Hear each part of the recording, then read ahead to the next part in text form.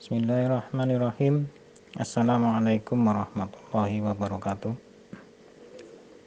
Innal hamdalillah nahmaduhu wa nasta'inuhu wa nastaghfiruhu wa na'udzu billahi min syururi anfusina wa min sayyiati a'malina. May yahdihillahu fala mudhillalah wa may yudlil fala hadiyalah.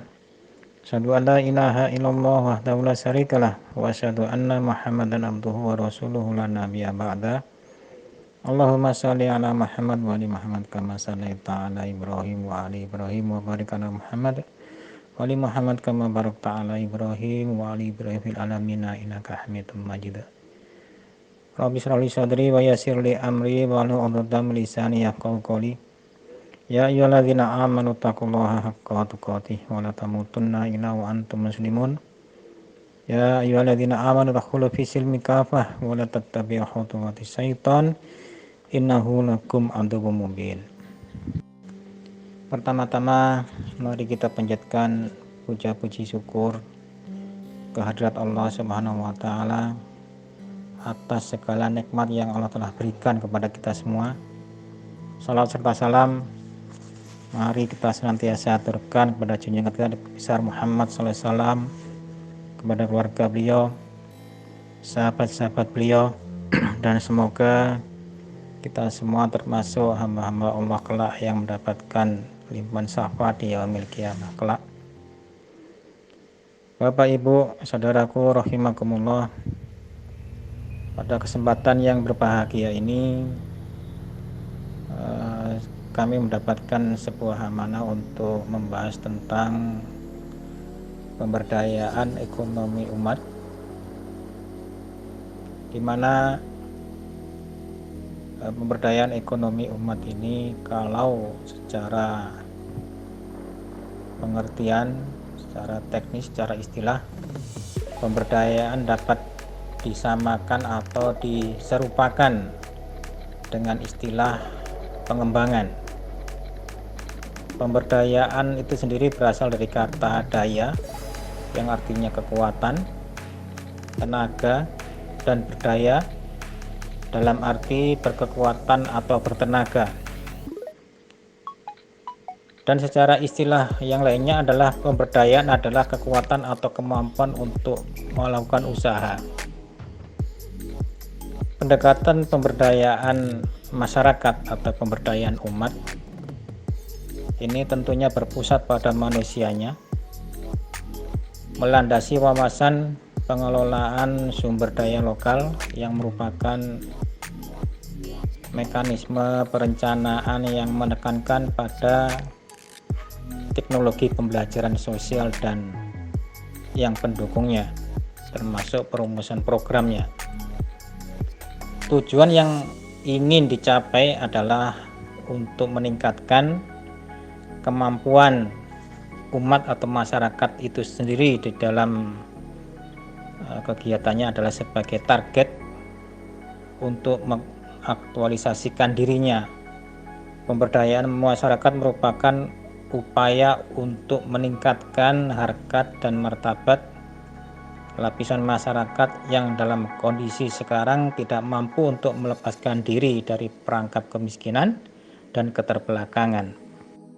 Dengan kata lain, pemberdayaan adalah memampukan dan memandirikan umat. Keberdayaan umat diartikan pula sebagai kemampuan individu atau pribadi dengan masyarakat dalam membangun keberdayaan masyarakat yang bersangkutan. Karena itu pemberdayaan dapat disamakan dengan perolehan kekuatan dan akses terhadap sumber daya untuk mencari nafkah. Selain daripada itu semua, kita yang tergabung dalam sebuah organisasi patrap, organisasi kemasyarakatan, hendaknya tidak saja berupaya dalam hal syiar, namun juga bagaimana berupaya meningkatkan pemberdayaan baik untuk warga anggota itu sendiri maupun masyarakat pada umumnya. Ormas secara umum memiliki fungsi yang sama, yaitu guna memberdayakan anggotanya, juga masyarakat lain. Hal ini sebagaimana dituliskan di dalam Undang-Undang Organisasi Kemasyarakatan bahwa organisasi masyarakat berfungsi sebagai sarana penyalur kegiatan sesuai dengan kepentingan anggota dan atau tujuan organisasi. Pembinaan dan pengembangan anggota untuk mewujudkan tujuan organisasi, penyalur aspirasi masyarakat, pemberdayaan masyarakat, pemenuhan pelayanan sosial, partisipasi masyarakat untuk memelihara, menjaga, dan memperkuat persatuan dan kesatuan bangsa, dan atau pemelihara dan pelestari norma, nilai, dan etika dalam kehidupan bermasyarakat, berbangsa, dan bernegara. Oleh sebab itu, dengan konsep pemberdayaan ekonomi umat adalah membebaskan manusia dari ketidakadilan, memberdayakan potensi diri, menyadarkan manusia untuk peduli terhadap sesama, mempersiapkan kebaikan manusia menuju kebahagiaan dunia dan akhirat. Tawaran ini sudah terdapat dalam Al-Quran yang menjabarkan secara luas dan gamblang, seperti tidak boleh menzalimi, jujur atas timbangan, jujur atas catatan, dan sebagainya. Kontribusi pemberdayaan ekonomi umat dalam kehidupan kita adalah ikut berperan serta memberantas praktek riba, perdagangan manusia, monopoli kekayaan, kekuasaan yang menyebabkan kemiskinan, kelaparan, ketakutan, ikut memotivasi pada pribadi muslim agar kuat, tangguh, dan pantang menyerah, serta berusaha bersungguh-sungguh dan tidak mudah putus asa. Melihat keadaan umat yang sedemikian ini, tentunya kita mempunyai kewajiban dalam upaya untuk mendorong, terutama dalam hal pemahaman yang mendalam, seperti apa yang terdapat dalam surat Ali Imran ayat 104 yang artinya, dan hendaklah ada di antara kamu segolongan umat yang menyeru kepada kebajikan, menyuruh kepada yang ma'ruf, dan mencegah dari yang mungkar. Merekalah orang-orang yang beruntung. Dalam ayat ini dijelaskan bahwa ma'ruf dapat berarti mengajak perbuatan baik, yaitu mendekatkan kita kepada Allah Subhanahu wa Ta'ala, dan munkar adalah mencegah perbuatan buruk atau dosa. Pemberdayaan masyarakat merupakan upaya untuk meningkatkan harkat dan martabat lapisan masyarakat dalam kondisi sekarang tidak mampu untuk melepaskan diri dari perangkap kemiskinan dan keterbelakangan. Dengan kata lain, pemberdayaan adalah memampukan dan memandirikan masyarakat. Guna mencapai fokus dan tujuan pemberdayaan masyarakat, maka diperlukan sebuah indikator untuk pemberdayaan dalam rangka mencapai target yang diinginkan. Karena apapun usaha itu kalau tidak ditentukan atau dibatasi dengan kerangka tujuan-tujuan, maka ke depan untuk menjaga tujuan tersebut sangatlah sulit. Maka diperlukan indeks yang disebut sebagai indeks pemberdayaan. Kurang lebihnya batasan tersebut ada 8. Yang pertama adalah kebebasan mobilisasi, yakni kemampuan individu untuk pergi keluar rumah atau wilayah tempat tinggalnya. Tingkat mobilitas ini dianggap tinggi jika individu mampu untuk pergi sendiri. Yang kedua adalah kemampuan membeli komoditas kecil. Maksudnya kemampuan individu untuk membeli barang-barang kebutuhan keluarga sehari-hari. Terlebih jika ia dapat membeli barang-barang tersebut dengan menggunakan uangnya sendiri.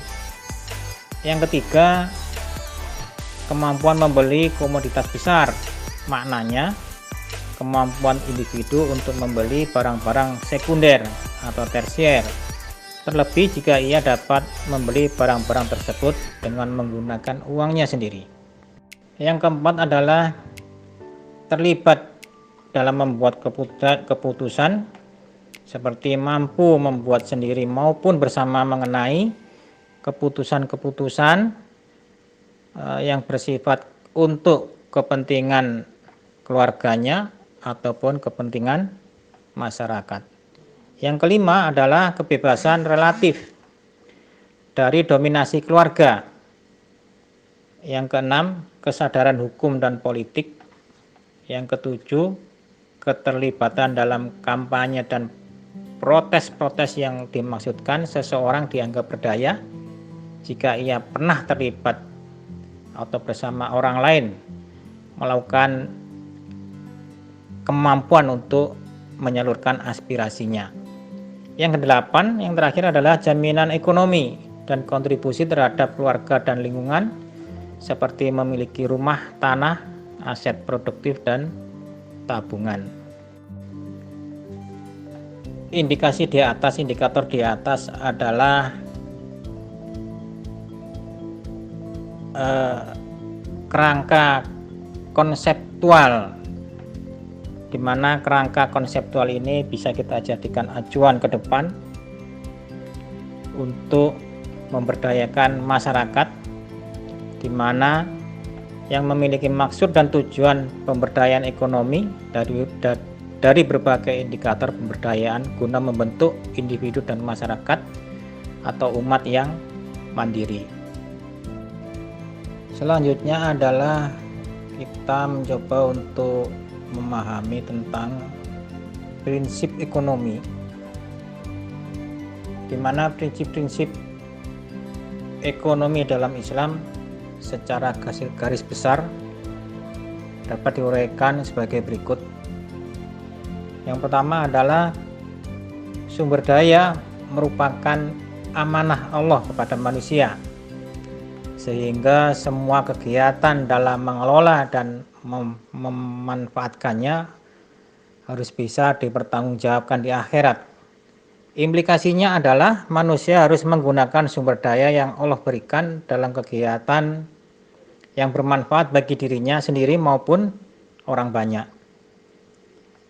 Yang kedua adalah kepemilikan pribadi dibenarkan dalam batas-batas tertentu yang berhubungan dengan kepentingan masyarakat, dan tidak dibenarkan penghasilan yang didapatkan dengan cara yang tidak benar atau dengan cara yang batil. Yang ketiga adalah bekerja dan berusaha adalah kekuatan pendorong utama dalam kegiatan ekonomi Islam. Allah Subhanahu wa taala berfirman dalam Quran surat An-Nisa ayat 29 yang artinya, hai orang-orang yang beriman, janganlah kamu saling memakan harta sesamamu dengan jalan yang batil, kecuali dengan jalan perniagaan yang berlaku dengan suka sama suka di antara kamu. Dan janganlah kamu membunuh dirimu, sesungguhnya Allah adalah Maha Penyayang kepadamu. Islam menyuruh manusia bekerja dan berusaha untuk mendapatkan materi atau harta dengan bermacam-macam cara. Yang penting dan yang harus dipahami adalah tidak melanggar aturannya dengan cara mengikuti tuntunan yang telah ditetapkan. Perihal ini sudah dijanjikan oleh Allah SWT bahwasanya Allah telah menetapkan rezeki bagi setiap makhluk yang diciptakannya. Jadi tidak selayaknya orang yang beriman itu ragu tentang rezeki ya untuk dirinya.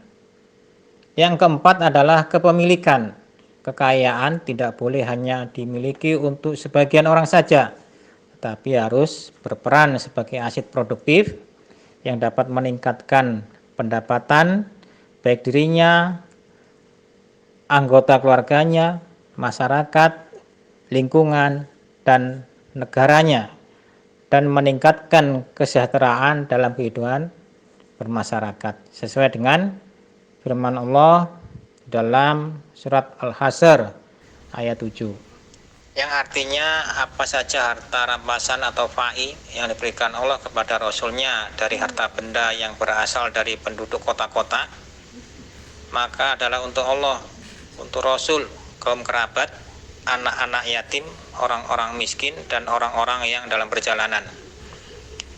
Agar harta itu jangan beredar di antara orang-orang kaya saja di antara kamu. Apa yang diberikan Rasul kepadamu maka terimalah, dan apa yang dilarangnya bagimu maka tinggalkanlah. Dan bertakwalah kepada Allah, sesungguhnya Allah amat keras hukumannya. Yang berikutnya adalah menyangkut pemanfaatan dan distribusi harta. Ada dua ketentuan yang diuraikan dalam Al-Quran. Yang pertama berupa perintah dan anjuran, sehingga timbul langkah pemberdayaan dalam bentuk perintah bekerja, berusaha, membayar zakat, berinfak, membagikan harta ghanimah dan fai, memberikan harta warisan, dan anjuran memberi makan. Sedangkan ketentuan yang berikutnya, ketentuan yang kedua, dalam bentuk larangan, yaitu larangan riba, kegiatan monopoli, dan menimbun harta. Demikian Bapak Ibu Saudaraku rahimakumullah, pada pertemuan yang pertama ini. Insya Allah kita akan sambung pada pertemuan yang berikutnya. Kurang lebihnya kami mohon maaf. Al-haqqu min rabbikum fala takunanna minal mumtarin. Bila taufiq wal hidayah. Assalamualaikum warahmatullahi wabarakatuh.